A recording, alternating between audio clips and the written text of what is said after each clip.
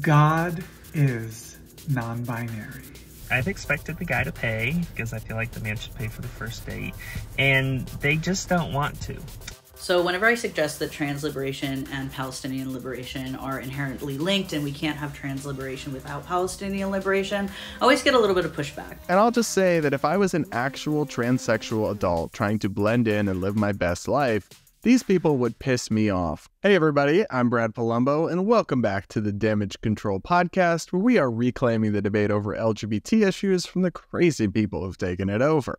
If you're new here, please consider subscribing and sticking around, and if you're watching us on YouTube, don't forget to hit that like button and comment with your thoughts as we go along. Today, we're talking about the Biden administration's big trans activism scandal, What is a Woman comes to Congress, and as always, I'll react to some mind-numbingly stupid LGBT TikToks for your viewing pleasure as I suffer and lose brain cells for your entertainment. Without further ado, let's get into our first story for the day. The Biden administration's top transgender official, Rachel Levine, is involved in a huge scandal right now, so big it's even being reported by the New York Times. Here's a quick update on what's happening from the Daily Signal.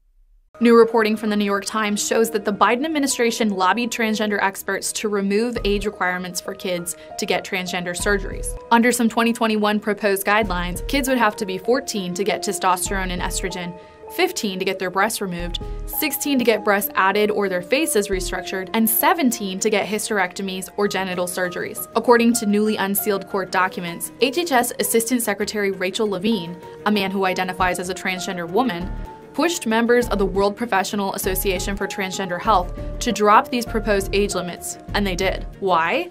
Because Levine was allegedly worried the age limits would result in devastating legislation for so-called trans care.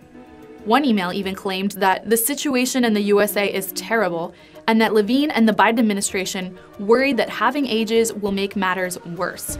The White House has not responded to our request for comment on this story, but we'll keep you posted. So, this is pretty alarming stuff, but first, before we get into it all, let's go to the New York Times for more details.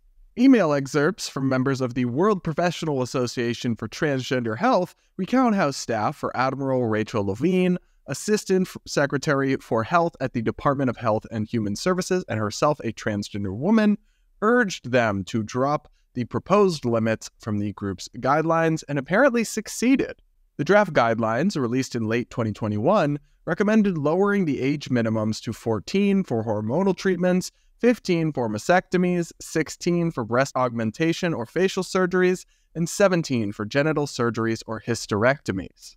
So, to be clear, guys, WPATH proposed lowering the age requirements that were suggested for these various medical transition treatments and surgeries, many of which are irreversible. But the Biden administration hit back at them and pressured them to not have age requirements at all.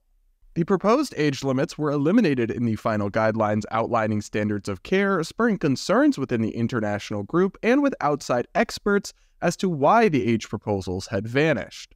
One excerpt from an unnamed member of the WPATH Guideline Development Group recalled a conversation with Sarah Boateng, then serving as Admiral Levine's chief of staff. She is confident, based on the rhetoric she's hearing in D.C. and from what we have already seen, that these specific listings of ages under 18 will result in devastating legislation for trans care. She wonders if these specific ages can be taken out. Another email stated that Admiral Levine was very concerned that having ages, mainly for surgery, will affect access to care for trans youth and maybe adults, too. Apparently, the situation in the USA is terrible, and she and the Biden administration worried that having ages in the document will make matters worse. She asked us to remove them. Whew! So this is really quite something, guys. First, remember, the Biden administration are supposed to be the follow the science people. But here we have top Biden administration officials pressuring outside medical groups that are supposed to be the experts, though WPATH is actually much more of an activist group than an actual expert group, and it has lots of non-experts that make up its members. But anyway, set that aside for the moment. We've got the Biden administration Remember, they were the ones who were going to put the adults back in charge and follow the science, actively lobbying and having a pressure campaign from the highest levels of government to try to get the experts to change the rules, to remove age recommendations from all these surgeries and these treatments just because of political concerns that don't even make sense in the first place. I mean, how is saying that you should be 17 to have a surgery on your genitalia that's irreversible and remove a otherwise healthy body part or modify it in a really extreme way, how is that going to affect the availability of care and surgeries for adults?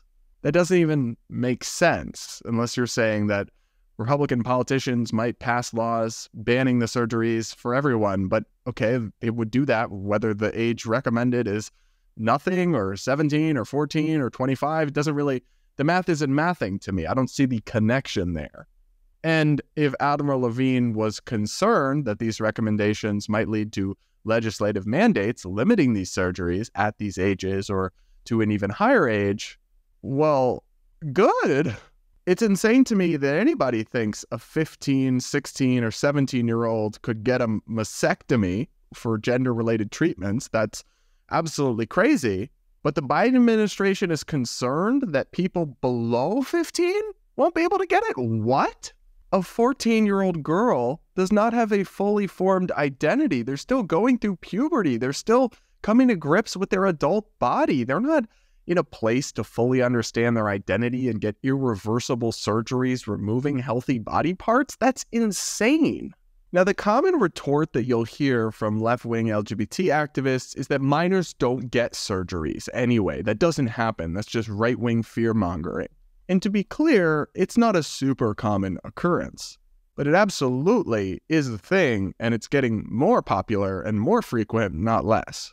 Data from Reuters looked at top surgeries that occurred among U.S. patients aged 13 to 17 that were undergoing mastectomies, so getting their breasts removed, and they had a prior gender dysphoria diagnosis. And this only captured the ones that were covered by health insurance. So if people did this and paid out of pocket, it wouldn't show up in these numbers.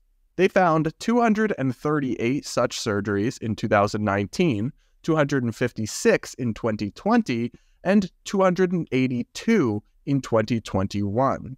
So we've got roughly 800 teenagers who had their body parts mutilated at an age where they can't really understand or consent what's going on.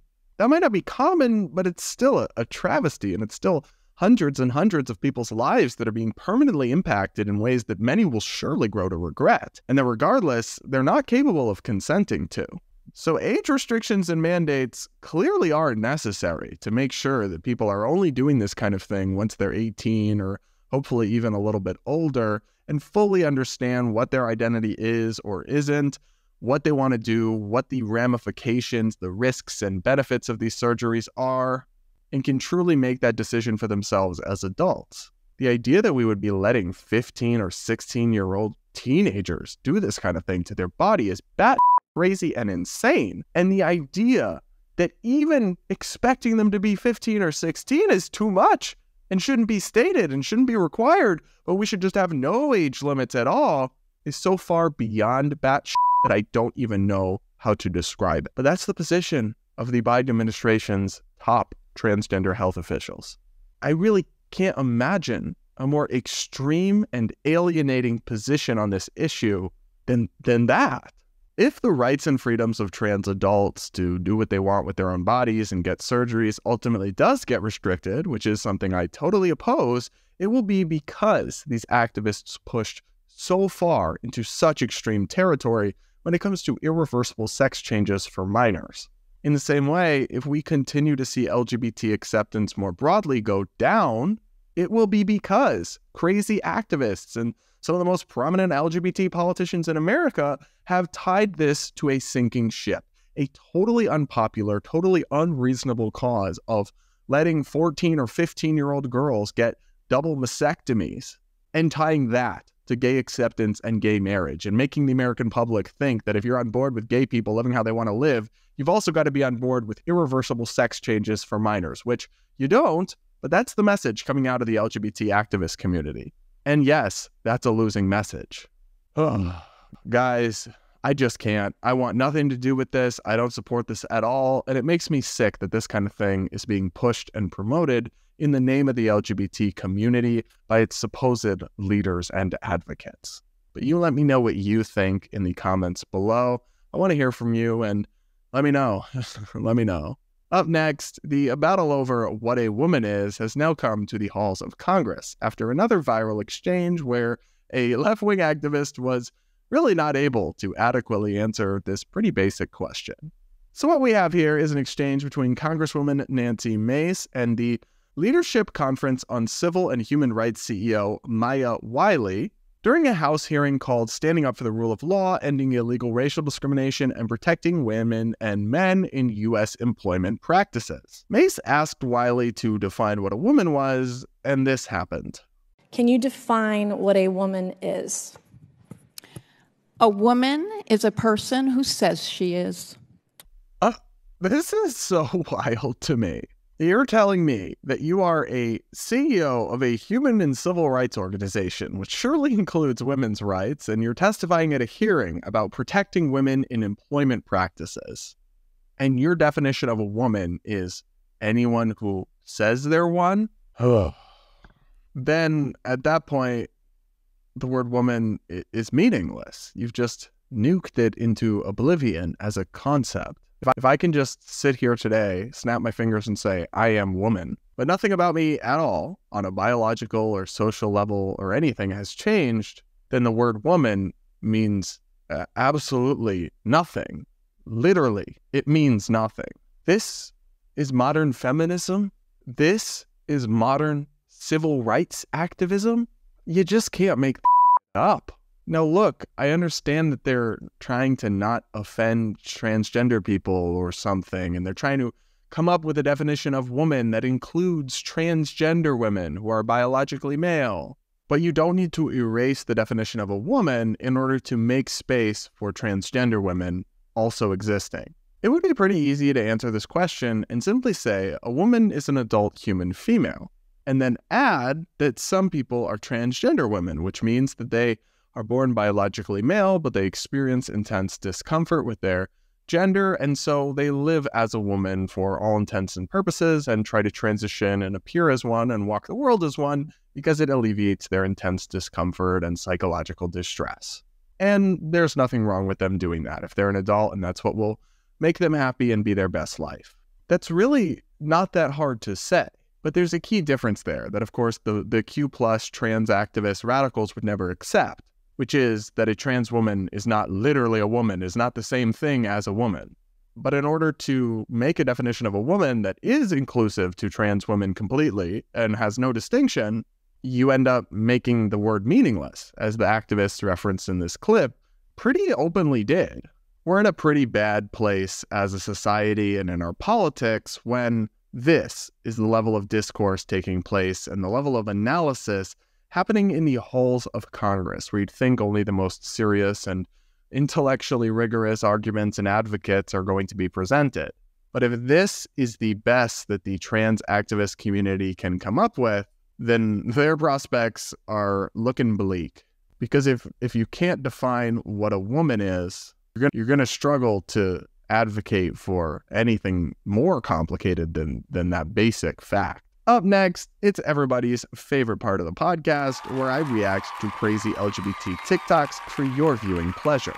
And I lose brain cells so you can laugh at me and enjoy it. Don't forget to subscribe and hit that like button if you haven't yet. And now let's take a look at our first TikTok, where a trans TikToker compares their struggle to the Palestinian people.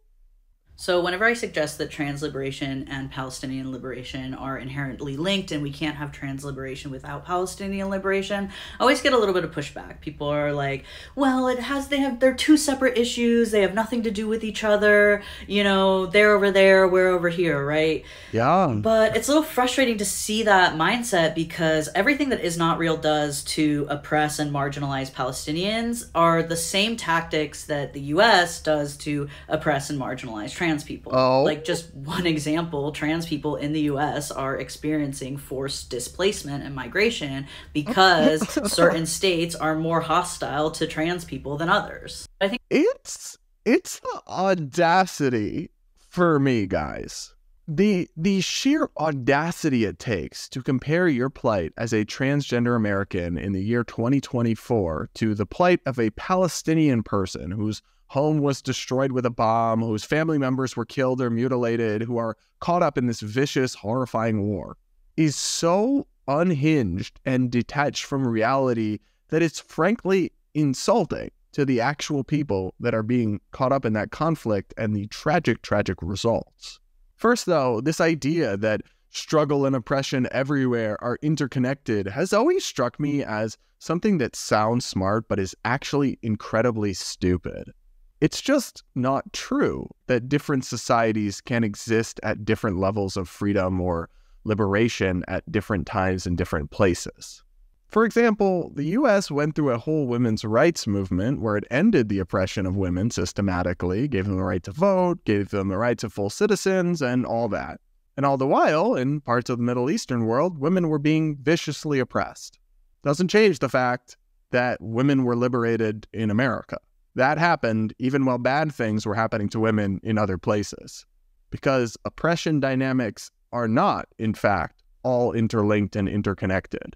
It's just one of those talking points that they say that like sounds kind of poetic, but it's just not true if you think about it for more than 5 seconds.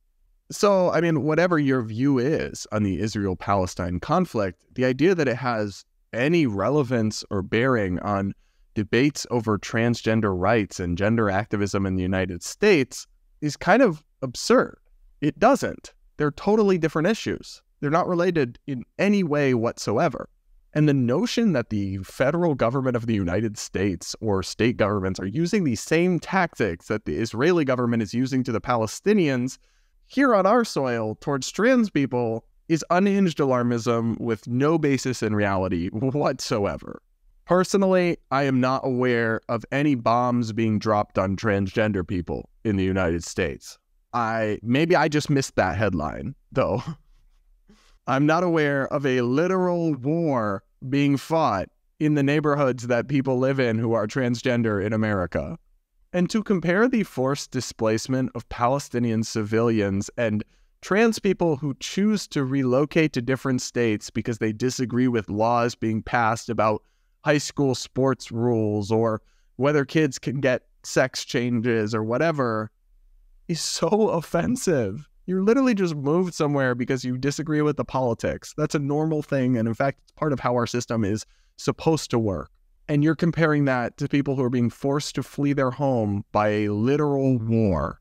Babe, your Delulu is showing.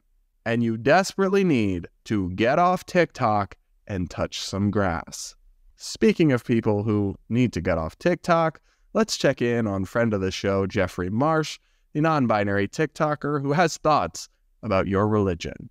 Jump scare warning. God is non-binary. If man is made in God's image and woman is made in God's image, and there's one God, well, it's pretty obvious, isn't it?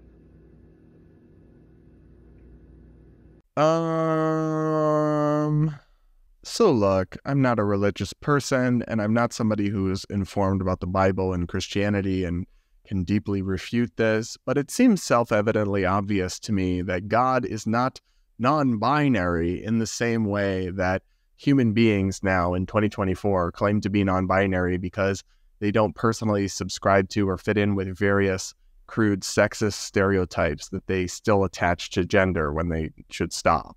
And more importantly, this is the kind of trans activism that just really rubs me the wrong way, because it's like you're going out of your way to essentially mock people's religion or to try to thumb your nose of your gender identity and push it on them and push it on their faith. And you know that you're kicking the hornet's nest. You know that you're stirring up resentment when you do stuff like that. But apparently you don't care. You're just that desperate for clicks and attention and therefore indirectly or directly more money and fame for yourself. You don't really care if you antagonize the people who you really need to get to support you in a democratic country. You don't care if you make acceptance go down, if you increase intolerance by intentionally being abrasive and trollish with your content towards Christians. It's just fun for you because you get more clicks and attention for yourself, and the community be damned. That, to me, isn't trans activism in any meaningful sense of promoting tolerance and acceptance for transgender people. It's self-aggrandizing nihilism, destroying trans acceptance for your own enrichment and fulfillment. That's pretty gross, if you ask me, but what do I know? Up next, this transgender person, maybe, allegedly, just transitioned to suddenly identifying as a woman and now wants men to pay up on dates. Let's take a listen. Hey everyone, sorry I look like a hot mess today. I just wanted to vent a little bit. I feel like dates can be so cheap. The last couple of dates that I've gone on, I've expected the guy to pay because I feel like the man should pay for the first date, and they just don't want to. And so I just had a date earlier this afternoon, and I sat there when the bill came, and finally I just said, the guy should pay first, and kind of pushed it towards him, and he said, well, in that case, you should pay. And I just thought, that is so rude. And I just don't understand what the issue is. I feel like everyone's trying to get something for free these days. I don't understand. I just want to go on a date and have the man be a gentleman and treat me right, treat me like a woman. So if any of you are having the same experience, let me know. So I am 99% sure that this is rage bait, that this is engagement trolling. The person you just saw is the former Bachelorette star Josh Sater, whose latest bid for relevancy and attention is a documented transition to now being a trans woman. I don't really buy it or believe that this person is actually transgender. It kind of just looks like they're putting on a shtick for attention or to stay relevant.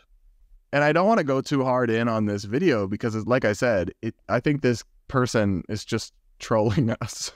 I will say, though, that there's something incoherent in a really funny way to me about somebody who's like, gender doesn't exist. I can mean gender. A man and a woman has no meaning and can mean anything, and you can snap your fingers and change and whatever. And also, men should pay for the first date. What? How does that happen? Where's the logic there? And to complain about people wanting things for free in a video in which you are literally wanting things for free is so dumb and so hypocritical that, again, you have to just be trolling us.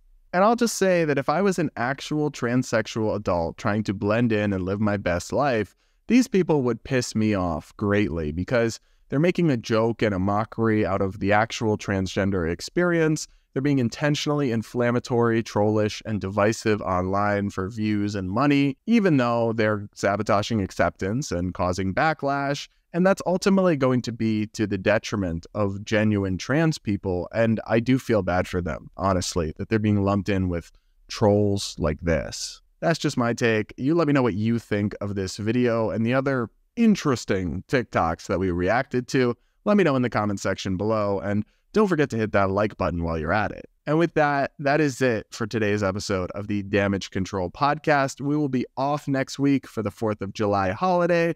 But thank you so much for tuning in. Please do consider rating and reviewing if you're listening on Apple Podcasts or Spotify, and share the podcast with somebody you know who could use a little bit of a sane, reasonable take on LGBT issues, because that's the #1 way that podcasts grow, is through word of mouth and through sharing with a friend. So please do that to help us out.